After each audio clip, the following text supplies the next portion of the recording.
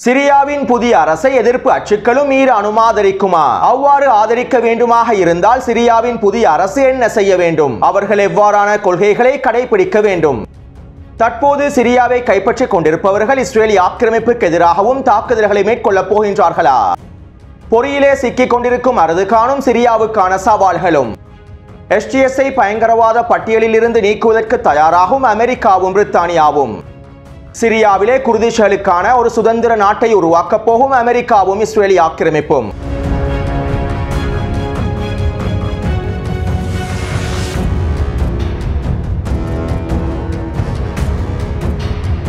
ரஷ்யாவின் மிக முக்கியமான தத்துவஞானி மற்றும் இராணுவ ஆய்வாளர்களில் ஒருவரான அலெக்சாண்டர் டுகின் அவர்கள் ஊடகங்களிடம் இவ்வாறு தெரிவித்துள்ளார். அமெரிக்காவும் நேட்டோவும் அர்துகானுக்கு வைத்திருக்கக்கூடிய மிகப்பெரிய பொறி தான் சிரியா. அமெரிக்காவினாலும் நேட்டோவினாலும் வைக்கப்பட்ட சிரியா என்கின்ற பொறியிற்குள் எர்துகான் சிக்கிக் கொண்டுள்ளார். உண்மையில் அர்துகான் ஒரு மூலோபாய தவறை செய்துவிட்டார். அவர் ரஷ்யாவை காட்டிக் கொடுத்து விட்டார் மற்றும் ஈரானுக்கு துரோகம் செய்துவிட்டார். இனி அர்துகானினுடைய அழிவானது ஆரம்பமாகிவிட்டது. மேலும் துருக்கியினுடைய முடிவானது நெருங்கிவிட்டது என அலெக்சாண்டர் டுகின் அவர்கள் தெரிவித்துள்ளார். இவருடைய இந்த ஆழமான கருத்துக்களுக்கு பின்னால் பல உண்மைகள் புதைந்துள்ளன. மேலும் தற்போது இந்த உண்மைகள் களத்திலே பிரதிபலிக்கவும் ஆரம்பித்துள்ளன. எனவே இவற்றினை அர்துகானுக்கான பொறி என்றும் சிரியாவுக்கான சவால்கள் என்றும் குறிப்பிடலாம்.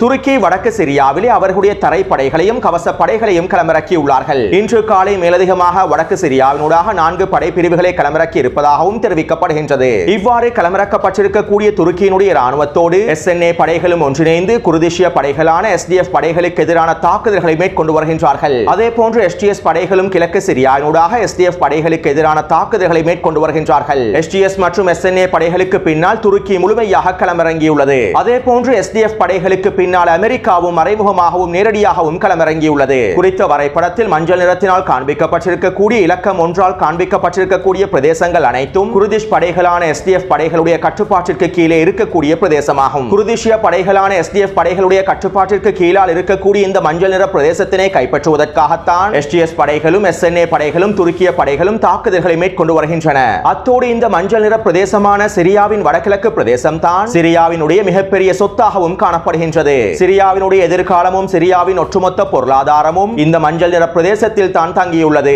சுருக்கமாக குறிப்பிடுவதாக இருந்தால் சிரியாவை ஆட்சி செய்ய விரும்புபவர்கள், சிரியாவை கட்டுப்படுத்த விரும்புபவர்கள் இந்த மஞ்சள் நிற பிரதேசத்தினை முழுமையாக கட்டுப்படுத்த வேண்டும். ஏனென்றால் சிரியாவின் வடகிழக்கு பிரதேசமான இந்த மஞ்சள் நிற பிரதேசத்தில் தான் ஒட்டுமொத்த சிரியாவுக்கும் தேவையான நீரும் கோதுமையும் எண்ணெய் வளமும் காணப்படுகின்றன.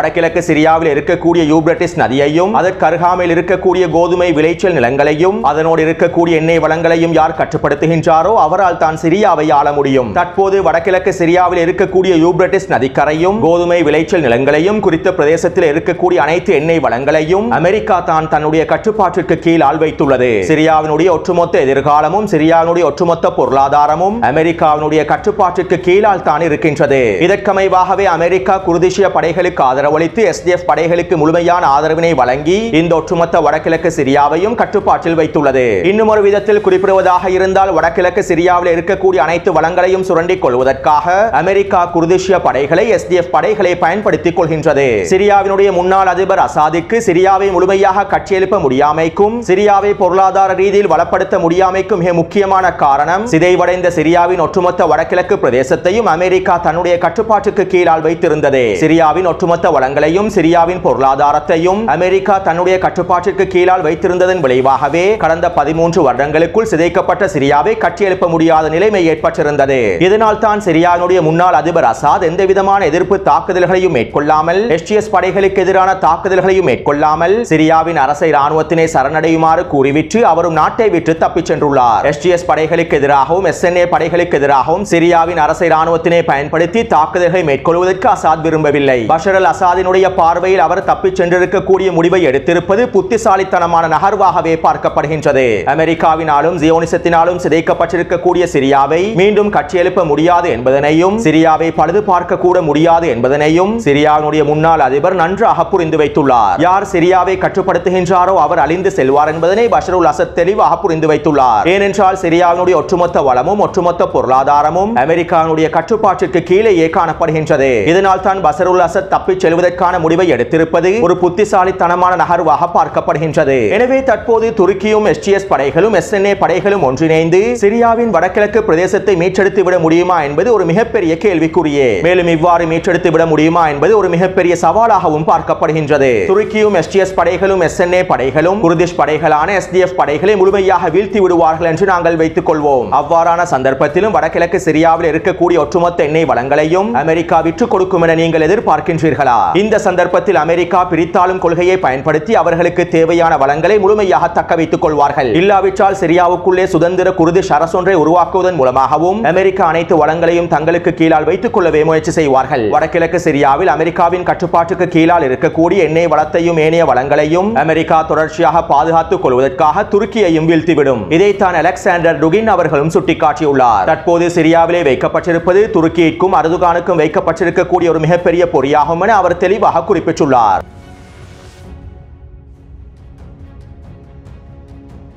அமெரிக்கா வடகிழக்கு சிரியாவில் இருக்கக்கூடிய அனைத்து வளங்களையும் தன்னுடைய கட்டுப்பாட்டுக்கு கீழால் வைத்துக் கொள்வதற்காக சிரியாவிலே ஒரு குர்திஷ் அரசொன்றினை உருவாக்குவதற்கான வேலை திட்டங்களையும் ஆரம்பித்து விட்டது. இதற்கு இஸ்ரேலிய ஆக்கிரமிப்பு முழுமையான ஆதரவை வழங்கப் போகின்றது. இஸ்ரேலிய ஆக்கிரமிப்பு ராணுவத்தின் மேஜர் ஜெனரல் நோம் டிபோன் இவ்வாறு தெரிவித்துள்ளார். சிரியாவுக்குள்ளே குர்திஷ் அரசொன்றினை உருவாக்குவதில் இஸ்ரேல் மிகவும் ஆர்வமாக இருக்கின்றது. தற்போது குர்திஷ்களுக்கான ஒரு சுதந்திர நாடு தேவைப்படுகின்றது. எனவே வடகிழக்கு சிரியாவில் இருக்கக்கூடிய பிரதேசங்களையும் ஈராக்கின் வடக்கு பிரதேசத்தையும் முழுமையாக ஒன்றிணைத்து ஒரு சுதந்திர குர்திஷ் நாடொன்றினை உருவாக்க வேண்டும் என தெரிவித்துள்ளார். இதனால் தற்போது வடகிழக்கு சிரியாவில் இருக்கக்கூடிய குர்திஷ் மக்களும் ஈராக்கினுடைய வடக்கு பிரதேசத்தில் இருக்கக்கூடிய குர்திஷ் மக்களும் அவர்களுக்கான சுதந்திர நாட்டை உருவாக்குவதற்கான அடுத்த கட்ட நகர்வுகளை மேற்கொள்ளப் போகின்றார்கள். இதற்காக அமெரிக்காவும் இஸ்ரேலிய ஆக்கிரமிப்பும் அவர்களுக்கு முழுமையான ஆதரவை வழங்கப் போகின்றன. அது மட்டுமல்லாமல் குறித்த விடயமானது அமெரிக்காவுக்கும் இஸ்ரேலிய ஆக்கிரமிப்புக்கும் ஒரே கல்லில் இரண்டு மாங்காய் என்கின்ற விடயத்தை போன்றதாகும். ஏனென்றால் இந்த சந்தர்ப்பத்தினை பயன்படுத்தி ஈராக்கின் வடக்கு பிரதேசத்தினூடாகவும் அடுத்த கட்ட தாக்குதல்களையும் ஆரம்பிப்பார்கள்.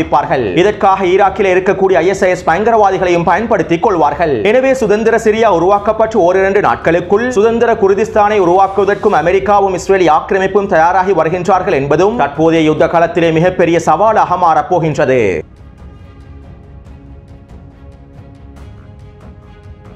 அடுத்த மிக முக்கியமான சவாலாக சிரியா மீதான தடைகள் காணப்படுகின்றன. அமெரிக்காவும் ஐரோப்பிய நாடுகளும் நேட்டோ நாடுகளும் சிரியா மீது எல்லா விதமான பொருளாதார தடைகளையும் விதித்துள்ளார்கள். சிரியாவின் ஒட்டுமொத்த பொருளாதாரத்தையும் நசுக்குவதற்கான எல்லா விதமான தடைகளையும் விதித்துள்ளார்கள். இப்படியான நிலைமையில் தான் அமெரிக்காவும் பிரித்தானியாவும் நேட்டோவும் இந்த தடைகளை நீக்குவதற்கு தயாராக இருப்பதாக STS இடம் அறிவித்துள்ளார்கள். சர்வதேச பயங்கரவாத பட்டியலிலிருந்து STS இனுடைய பெயரையும் நீக்கிவிடுகின்றோம். ஏனைய பயங்கரவாத குழுக்களுடைய பெயர்களையும் நாங்கள் நீக்கிவிடுகின்றோம். STS இனுடைய தலைவர் ஜூலானி மீது இருக்கக்கூடிய அனைத்து விதமான தடைகளையும் நாங்கள் முழுமையாக நீக்க விடுகின்றோம். ஆனால் இந்த தடைகள் அனைத்தையும் நாங்கள் முழுமையாக நீக்க வேண்டுமாக இருந்தால் நாங்கள் சொல்வதை நீங்கள் முழுமையாக கேட்க வேண்டும். நாங்கள் எதை சொல்கின்றோமோ அவை அனைத்தையும் நீங்கள் செய்வீர்களாக இருந்தால் உங்கள் மீது விதிக்கப்பட்டிருக்கக்கூடிய அனைத்து தடைகளையும் நாங்கள் முழுமையாக நீக்குவதற்கு தயாராக இருக்கின்றோம் என அமெரிக்காவும் பிரித்தானியாவும் STS தலைமைகளுக்கும் ஏனைய தலைமைகளுக்கும் அறிவித்துள்ளார்கள். சிரியாவிலே அசாதினுடைய ஆட்சி வீழ்த்தப்பட்டதற்கு பிறகு சிரியா மீதான அனைத்து விதமான தடைகளையும் முழுமையாக நீக்குவதற்கு அமெரிக்காவும் பிரித்தானியாவும் முட்டாள்கள் அல்ல. எனவே அமெரிக்காவும் பிரித்தானியாவும் சிரியா மீது விதிக்கப்பட்டிருக்கக்கூடிய இந்த தடைகளை அவர்களுக்கு ஒரு சிறந்த வாய்ப்பாக பயன்படுத்திக் கொள்ளப் போகின்றார்கள். சுருக்கமாக குறிப்பிடுவதாக இருந்தால் அமெரிக்காவினதும் பிரித்தானியாவினதும் நேட்டோவினதும் அனைத்து விதமான கருத்துக்களையும் ஒப்பந்தங்களையும் நிபந்தனைகளையும் STSும் ஏனைய படைகளுடைய தலைமைகளும் அரசியல் தலைமைகளும் முழுமையாக ஏற்றுக்கொள்வார்களாக இருந்தால் சிரியா மீதான எல்லா விதமான தடைகளையும் அமெரிக்காவும் பிரித்தானியாவும் நீக்கிவிடுவார்கள்.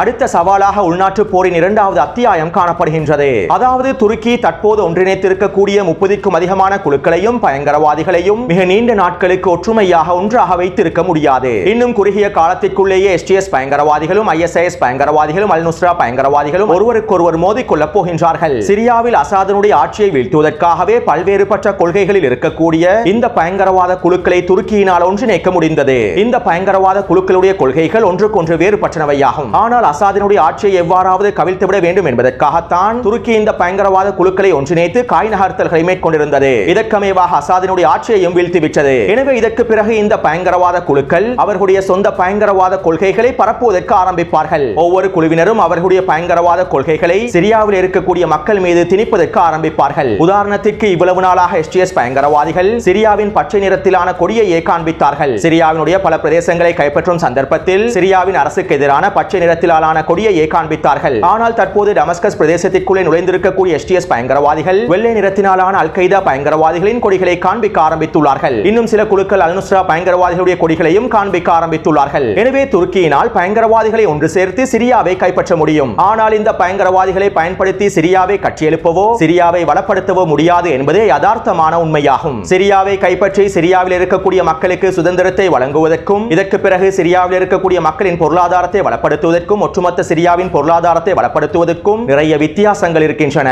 எனவே தற்போதைய சூழ்நிலையில் இந்த சவாலானது ஒரு மிகப்பெரிய சவாலாகவே பார்க்கப்படுகின்றது.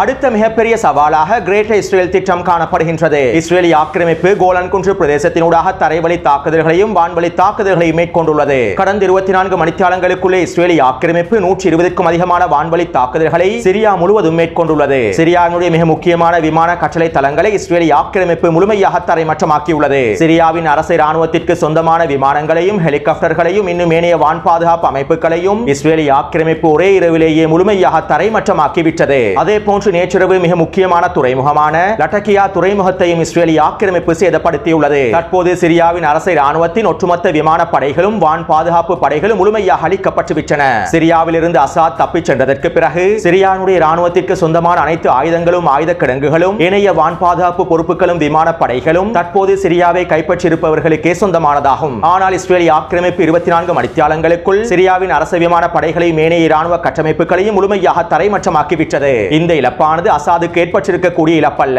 சிரியாவை தற்போது கைப்பற்றியிருக்கக்கூடியவர்களுக்கு ஏற்பட்டிருக்கக்கூடிய இழப்பாகும். அதே போன்றுதான் இஸ்ரேலிய ஆக்கிரமிப்பு மிக முக்கியமான மூலோபாய பிரதேசமான மவுண்ட் ஹெர்மோன் மலை பிரதேசத்தையும் கைப்பற்றிக் கொண்டுள்ளது. இந்த மவுண்ட் ஹெர்மோன் மலை பிரதேசமானது உயரமாக காணப்படுவதனால் இஸ்ரேலிய ஆக்கிரமிப்பினால் பல உளவு தகவல்களை பெற்றுக் கொள்ள முடியாத நிலைமை ஏற்பட்டிருந்தது. குறித்த பிரதேசத்தை தாண்டி உளவு பார்ப்பதற்கு மிகப்பெரிய சிக்கல்கள் காணப்பட்டன. ஆனால் தற்போது குறித்த மவுண்ட் ஹெர்மோன் மலைத்தொடரை கைப்பற்றியிருப்பதனால் இஸ்ரேலிய ஆக்கிரமிப்பினால் ஒட்டுமொத்த லெபனானுக்குள்ளும் ஒட்டுமொத்த சிரியாவுக்குள்ளும் தங்களுக்கு தேவையான எல்லா விதமான உளவு தகவல்களையும் பெற்றுக் கொள்ளலாம். அது மட்டுமல்லாமல் இஸ்ரேலிய ஆக்கிரமிப்புக்கு எதிராக லெபனானில் இருந்து தாக்குதல்களை மேற்கொண்டாலும் சிரியாவுக்குள்ளே இருந்து தாக்குதல்களை மேற்கொண்டாலும் இஸ்ரேலிய ஆக்கிரமிப்பினால் இலகுவாக கண்காணித்து அவற்றினை முழுமையாக தடுத்து விடலாம். எனவே ஒரு புறம் சிரியாவின் பொருளாதாரத்தை வளப்படுத்தக்கூடிய அனைத்து விதமான வளங்களையும் அமெரிக்கா தன்னுடைய கட்டுப்பாட்டிற்கு கீழ் வைத்துக் கொண்டுள்ளது. அதே போன்று இராணுவ ரீதியாக சிரியாவில் முக்கியத்துவம் வாய்ந்த பிரதேசங்களை இஸ்ரேலிய ஆக்கிரமிப்பு தன்னுடைய கட்டுப்பாட்டிற்கு கீழால் கொண்டு வந்துவிட்டது. இப்படியான நிலைமையில் இஸ்ரேலிய ஆக்கிரமிப்பு இராணுவ தலைமைகளில் ஒருவர் நேற்றிரவு இவ்வாறு தெரிவித்திருந்தார். தற்போது சிரியாவில் ஒரு ஒழுங்கான அரசாங்கம் ஒன்று இல்லை. இதனால் இஸ்ரேல் சிரியாவின் எந்த பிரதேசத்தை வேண்டுமானாலும் முழுமையாக கைப்பற்றிக் கொள்ளும். இதனை தட்டி கேட்பதற்கான உரிமை யாருக்குமே இல்லை என இஸ்ரேலிய ஆக்கிரமிப்பின் இராணுவ தலைமைகளில் ஒருவர் தெரிவித்துள்ளார். இஸ்ரேலிய ஆக்கிரமிப்பு தெற்கு சிரியாவிலே கைப்பற்றக்கூடிய ஒவ்வொரு பிரதேசங்களும் தற்போது சிரியாவை கைப்பற்றியிருக்கக்கூடிய தரப்பினருக்கு சொந்தமான பிரதேசமாகும். ஆனால் அவர்கள் இஸ்ரேலிய ஆக்கிரமிப்புக்கு எதிராக எந்த விதமான கருத்துக்களையும் இன்னும் வெளியிடவில்லை. கோலன் குன்று பிரதேசத்தின் ஊடாக இஸ்ரேலிய ஆக்கிரமிப்பு தரைவழி தாக்குதல்களை மேற்கொண்டிருப்பது சிரியாவின் இறையாண்மையை மீறக்கூடிய விடயம் என்றும் இஸ்ரேலிய ஆக்கிரமிப்பு சிரியா மீதான தரைவழி தாக்குதல்களையும் வான்வழி தாக்குதல்களையும் முழுமையாக நிறுத்த வேண்டும் என்றும் ஹிஸ்புல்லா இராணுவத்தினரும் அறிக்கை ஒன்றினை வெளியிட்டுள்ளார்கள். அதே போன்று ஹமாஸ் தரப்பினரும் அறிக்கை ஒன்றில் குறிப்பிட்டுள்ளார்கள். மேலும் ஈரானிய தரப்பினரும் சிரியாவின் இறையாண்மையை பாதிக்கக்கூடிய இஸ்ரேலிய ஆக்கிரமிப்பின் தரைவழி தாக்குதல்களுக்கு எதிரான கருத்துக்களை வெளியிட்டுள்ளார்கள். ஆனால் இன்னும் சிரியாவை கைப்பற்றியிருக்கக்கூடிய தற்போதைய தரப்பினர் இஸ்ரேலிய ஆக்கிரமிப்புக்கு எதிராக எந்த விதமான கருத்துக்களையும் வெளியிடவில்லை. எனவே தற்போது சிரியாவை கைப்பற்றியிருக்கக்கூடிய தரப்பினர் இந்த சவால்கள் அனைத்தையும் சமாளிக்க வேண்டும் மற்றும் இந்த சவால்களுக்கு முகம் கொடுக்க வேண்டும். இருப்பினும் இந்த சவால்களுக்கு முகம் கொடுத்து இந்த சவால்களை வெற்றி கொண்டு இவர்களால் இஸ்ரேலிய ஆக்கிரமிப்புக்கு எதிராக தாக்குதல்களை நடத்த முடியுமா? தற்போது சிரியாவை கைப்பற்றிக் கொண்டிருக்கக்கூடியவர்கள் இந்த சவால்களை மீறி இஸ்ரேலிய ஆக்கிரமிப்புக்கு எதிராக தாக்குதல்களை மேற்கொள்வார்களா? எனவே தற்போது சிரியாவை கைப்பற்றி இருப்பவர்கள் இஸ்ரேலிய ஆக்கிரமிப்புக்கு எதிரான தாக்குதல்களை மேற்கொள்வதற்கான வாய்ப்புகள் மிகவும் குறைவாகவே காணப்படுகின்றன. இருப்பினும் இந்த சவால்கள் அனைத்தையும் முழுமையாக முறியடிக்கலாம். அதற்கு அனைத்து இஸ்லாமிய நாடுகளும் அரபு நாடுகளும் முழுமையாக ஒற்றுமைப்பட வேண்டும். பயங்கரவாத கொள்கைகளையும் பயங்கரவாதத்திற்கு ஆதரவான கொள்கைகளையும் முழுமையாக தவிர்த்துவிட்டு அனைத்து இஸ்லாமிய நாடுகளும் அரபு நாடுகளும் ஒற்றுமைப்படுமாக இருந்தால் இந்த சவால்கள் அனைத்தையும் இலகுவாக வெற்றி கொண்டு இஸ்ரேலிய ஆக்கிரமிப்புக்கு எதிரான தாக்குதல்களையும் ஆரம்பிக்க முடியும். ஆனால் தற்போது துருக்கி எடுத்திருக்கக்கூடிய முடிவானது இஸ்லாமிய நாடுகளையும் அரபு நாடுகளையும் பலஸ்தீனிய போர்முனைக்கு ஆதரவான எதிர்ப்பு அச்சுக்களையும் சிதைக்கக்கூடிய முடிவாகவே பார்க்கப்படுகின்றது. இதனால் இந்த பொறியிலே சிக்கிக் கொண்ட துருக்கியும் அமெரிக்காவினாலும் ஜியோனிசத்தினாலும் கைப்பற்றப்பட போகின்றது. அத்தோடு இந்த சிக்கல்களுக்கு மத்தியில் பலஸ்தீனிய மக்கள் வெற்றி பெறுவார்களா? பலஸ்தீனிய மக்களுடைய போராட்டம் வெற்றி பெறுமா? சுதந்திர பலஸ்தீனம் உருவாக்கப்படும் உருவாக்கப்படுமா என்கின்ற கேள்விகளும் உங்கள் மத்தியில் எழலாம். நிச்சயமாக பலஸ்தீனிய மக்கள் வெற்றி பெறுவார்கள். சுதந்திர பலஸ்தீனிய தேசம் உருவாக்கப்படும். தற்போதைய பாதைகளும் வீழ்ச்சிகளும் தோல்விகளும் நகர்வுகளும் இதனை நோக்கித்தான் சென்று கொண்டிருக்கின்றன. மேடு பள்ளங்களோடு தான் இந்த யுத்தகளம் நகர்ந்து கொண்டிருக்கின்றது என்பதனையும் நாங்கள் தெளிவாக புரிந்து கொள்ள வேண்டும். அத்தோடு இந்த பள்ளத்திலிருந்து மீள்வதற்கான, வீழ்ச்சியிலிருந்து மீள்வதற்கான அனைத்து விதமான வேலை திட்டங்களையும் எதிர்ப்பு அச்சுக்களும் ஈரானும் மும்முரமாக மேற்கொண்டு வருகின்றன. இதற்காக சிரியாவில் அரசியல் ரீதியான காய் நகர்த்தல்களையும் மேற்கொண்டு வருகின்றார்கள். சிரியா ஏற்றுக்கொள்ளக்கூடிய நடைமுறை கொள்கைகளை ஈரான் அவதானிக்கும். அவர்கள் ISIS பயங்கரவாதிகளின் நடத்தைகளில் இருந்து, இஸ்ரேலி ஆக்கிரமிப்பின் நடத்தைகளில் இருந்து அவர்கள் வெகு தொலைவில் இருப்பார்களாக இருந்தால் ஈரான் அதனை முழுமையாக வரவேற்கும் என ஈரானினுடைய பாராளுமன்ற சபாநாயகர் முகமது கலிபாஃப் அவர்கள் தெரிவித்துள்ளார். அதே போன்று ஈரானின் IRGC குதுஸ் படையினுடைய தலைமைகளுக்கு ஆதரவான ஒரு வட்டாரத்திலிருந்து செய்தி ஒன்று வெளியாக இருந்தது. அதாவது சிரியாவின் புதிய அரசாங்கத்துடன் ஈரான் ஒத்துழைப்பை ஏற்படுத்துவதற்கு சில அடிப்படை கொள்கைகள் முன்வைக்கப்பட்டுள்ளன. சிரியாவுக்கும் இஸ்ரேலி ஆக்கிரமிப்புக்கும் இடையிலான இயல்பு நிலையானது முழுமையாக துண்டிக்கப்பட வேண்டும். சிரியாவுக்கும் இஸ்ரேலி ஆக்கிரமிப்புக்கும் இடையிலான இயல்பு நிலைக்கான தடைகள் விதிக்கப்பட வேண்டும். சிரியாவிற்குள்ளே இஸ்ரேலி ஆக்கிரமிப்பு நுழைந்தால் இராணுவ நடவடிக்கைகளை மேற்கொண்டு இஸ்ரேலி ஆக்கிரமிப்புக்கு எதிரான தாக்குதல்களை ஆரம்பிக்க வேண்டும். இராணுவ ரீதியாக இஸ்ரேலி ஆக்கிரமிப்புக்கு எதிராக செயற்படுவதற்கு சிரியாவின் புதிய அரசு தயாராக இருக்க வேண்டும். அதே போன்று சிரியாவிலே சிறுபான்மை மக்கள் பாதுகாக்கப்பட வேண்டும். பயங்கரவாத குழுக்களும் பயங்கரவாத நடவடிக்கைகளும் முழுமையாக ரத்து செய்யப்பட வேண்டும். மேலும் இந்த பயங்கரவாதம் அண்டை நாடுகளையும் பாதிக்க கூடாது. அதே போன்று ஜியோனிஸ் ஆக்கிரமிப்புக்கு எதிராக எல்லா விதமான முடிவுகளையும் எடுத்து பலஸ்தீனிய மக்களுடைய போராட்டத்திற்கு முழுமையான ஆதரவை வழங்க வேண்டும். இவ்வாறான கொள்கைகளை சிரியாவின் புதிய அரசானது கடைபிடிக்குமாக இருந்தால் ஈரானும் எதிர்ப்பு அச்சுக்களும் சிரியாவின் புதிய அரசாங்கத்துக்கான ஆதரவை வழங்குவார்கள் என்றே தெரிவிக்கப்பட்டுள்ளன. எனவே இந்த தகவல்களின் மூலமாக சில முக்கியமான விடயங்களை நீங்கள் புரிந்து கொண்டிருப்பீர்கள் என நான் நினைக்கின்றேன். மேலும் இவை தொடர்பான உங்களுடைய கருத்துக்களையும் பதிவிடுங்கள். தொடர்ந்தும் என்னுடன் இணைந்திருங்கள். நன்றி, வணக்கம்.